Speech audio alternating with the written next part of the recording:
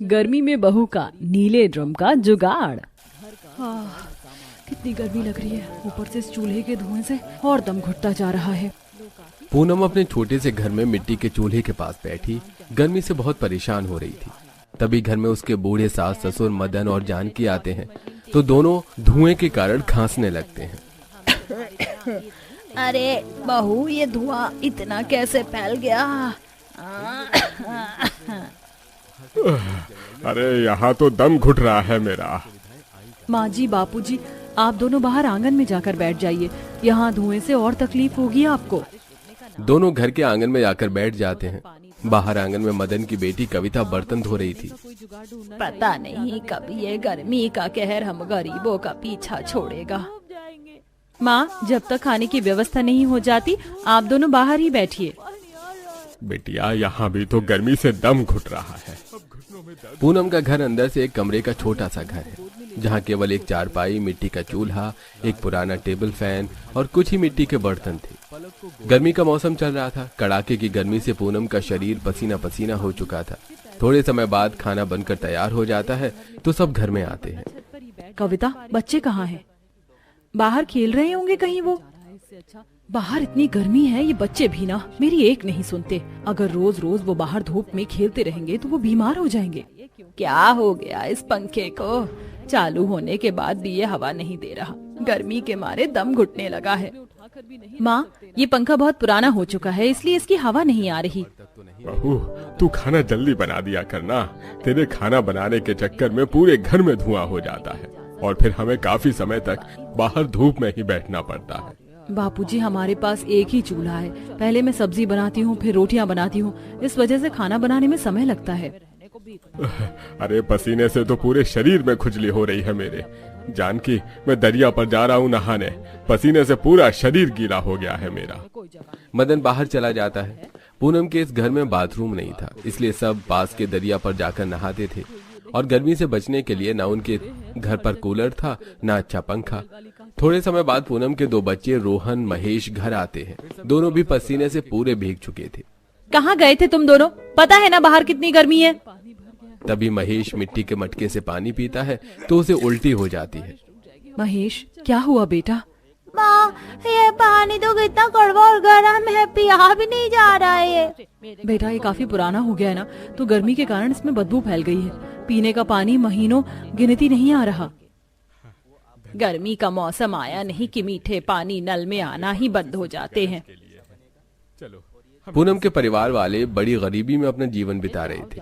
थोड़े समय बाद पूनम का पति संदीप घर आता है। अरे पूनम, जल्दी खाना निकालो, आज कारखाने में बहुत काम है, मुझे जल्दी भी जाना है। थोड़े समय बाद सब घर में फर्श पर खाना खा रहे थे। जी, आप कहीं से एक अच्छा पंखा ले आइए ना, गर्मी के कारण घर में बैठा ही नहीं जा रहा है और ये पंखा भी हवा नहीं दे रहा। हाँ बेटा, तू कैसे भी करके एक पंखा ले ही आ, वरना ये गर्मी हमारी जान ही ले लेगी। इस साल गर्मी तो कुछ ज्यादा ही लग रही है। पहले तो इतनी गर्मी कभी नहीं लगती थी। कविता, यहाँ पास में जो कारखाना है ना, जहाँ मैं काम करता हूँ, उस कारखाने में 4 भट्टियाँ शुरू हो चुकी हैं। उसी की भाप से गांव में इतनी गर्मी महसूस हो रही है। उन भट्टियों का तापमान इतना खतरनाक होता है कि वो बारिश को भी रोक देते हैं। अरे जब वो कारखाना इतना खतरनाक है तो बेटा तू वहाँ काम ही क्यों करता है? क्या करूं बाबा, यहाँ करने लायक कोई काम नहीं है। बड़ी मुश्किल से ये एक काम मिला है मुझे। संदीप पास के एक कारखाने में मजदूरी करता है, जहाँ कारखाने में प्लास्टिक के पुराने ड्रम को पिघलाकर नए ड्रम बनाए जाते हैं।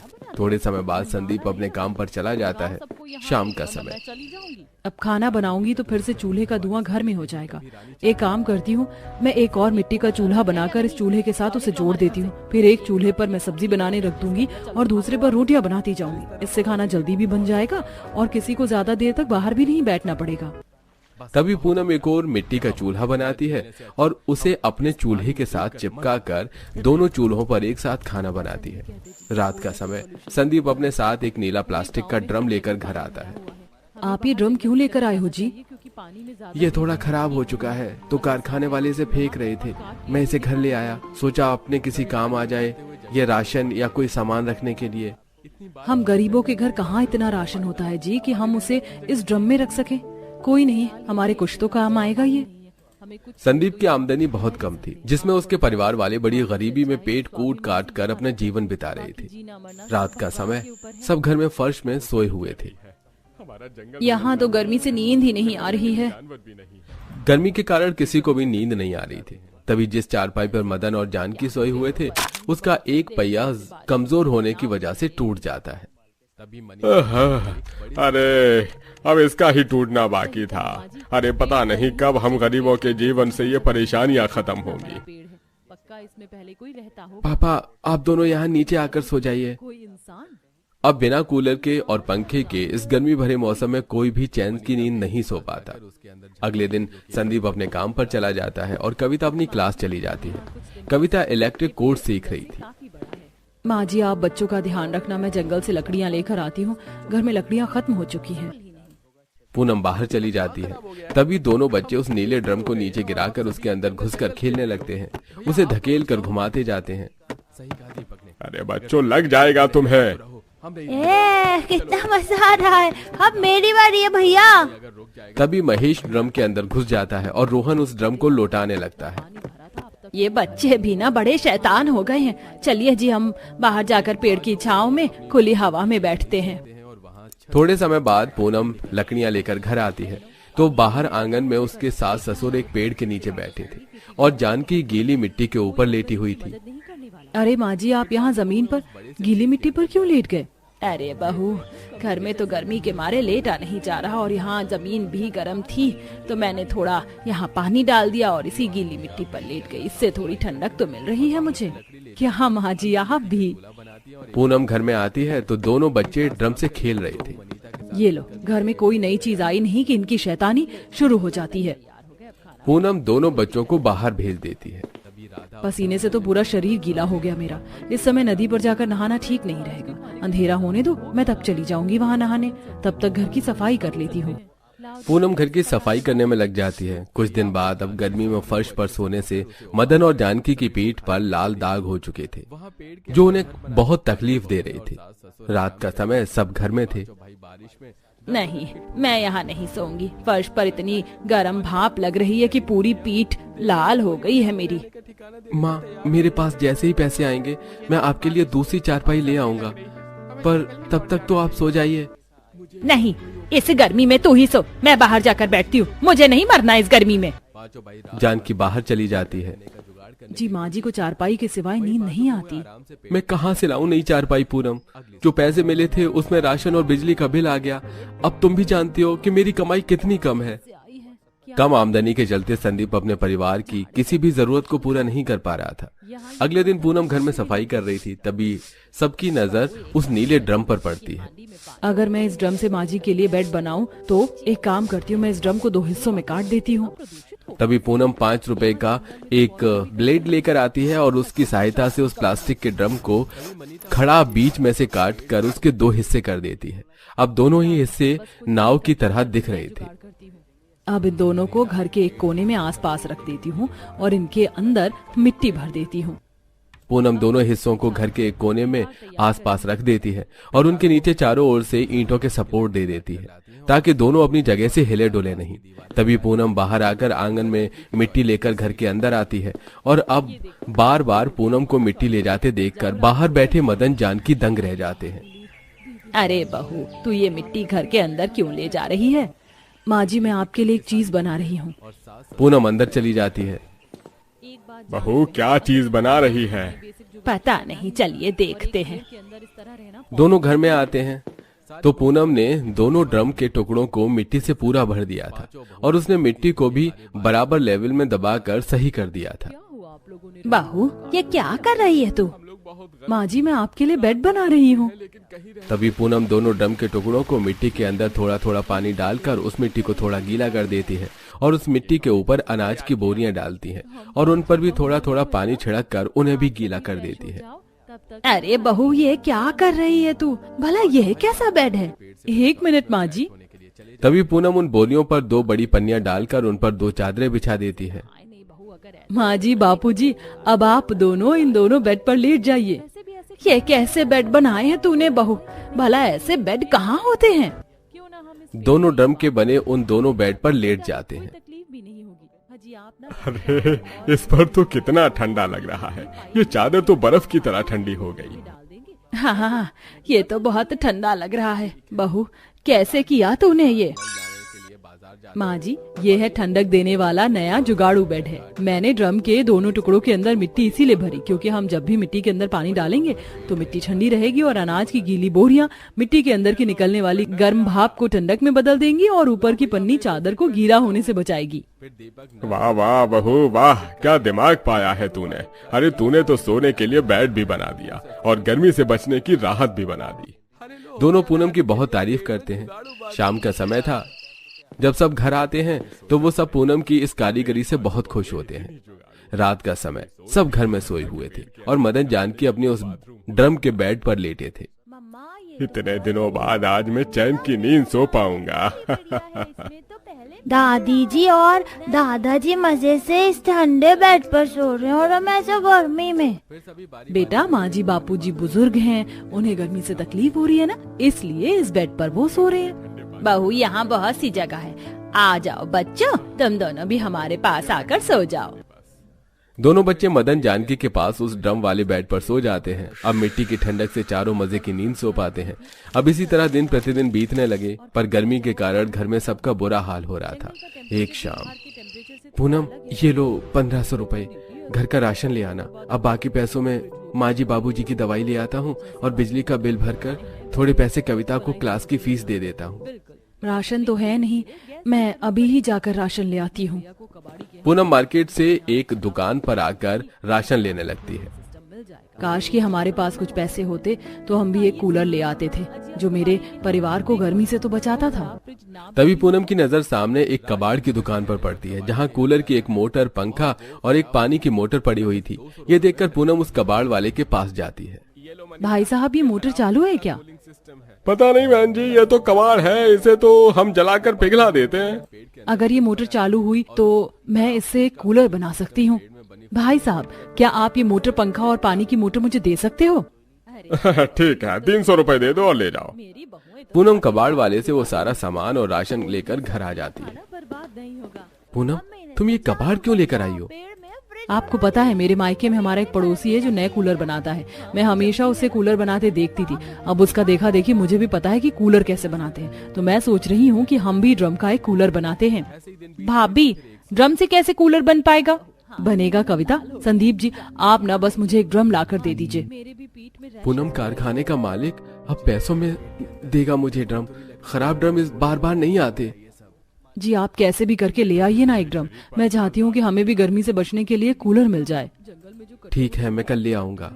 अगले दिन दोपहर में संदीप एक ड्रम लाकर पूनम को देता है, तो पूनम उस ड्रम को सामने गोल आकार का छेद करती है और आजू बाजू 2 बड़े चौकून छेद करती है। और जैसे उसने उस आदमी को कूलर बनाते हुए देखा था, वो वैसे ही उस ड्रम के अंदर मोटर और पंखे को फिट कर देती है। कविता, तुम्हें तो इलेक्ट्रिक काम आता है ना, तुम इसकी वायरिंग कर दोगी? ठीक है भाभी। कूलर का ढांचा बनकर तैयार था। तभी कविता उसमें वायरिंग करती है और उस मोटर को ऑन करके देखती है तो मोटर चालू हो जाती है। अरे वाह, ये मोटर तो चालू है। भाभी, अब पानी तो हम इसमें डाल देंगे, पर आप इन फड़कों पर लगाने के लिए घास कहाँ से लाएंगी?